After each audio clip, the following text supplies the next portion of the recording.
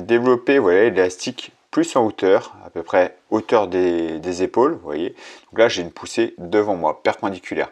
Donc celui-là va être un exercice sur l'ensemble des pecs, sur les triceps. En général, quand vous faites cet exercice-là, vous n'allez pas sentir que les pecs et les triceps. C'est un mouvement que je fais très souvent, car il travaille aussi de la force de stabilité. J'adore cet exercice. Pour moi, c'est vraiment un exercice fonctionnel pour savoir pousser. D'accord?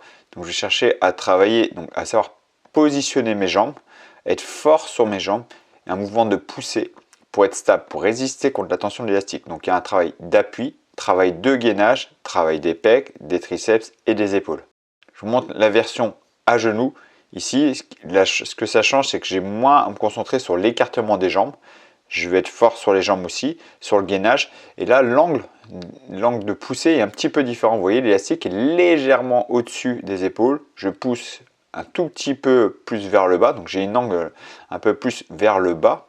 Donc là, c'est vraiment idéal pour vraiment sentir plus les pecs que les épaules. Dans l'autre version, vu que l'élastique monte légèrement, on est un petit peu sur les épaules. Comme là, avec la barre, on voit j'ai une poussée, vous voyez, l'élastique est un peu bas, l'accroche est un peu bas. Donc ça monte légèrement vers le haut. Donc je suis plus sur le haut des pecs. Alors qu'à genoux, je suis vraiment plus sur l'ensemble des pecs.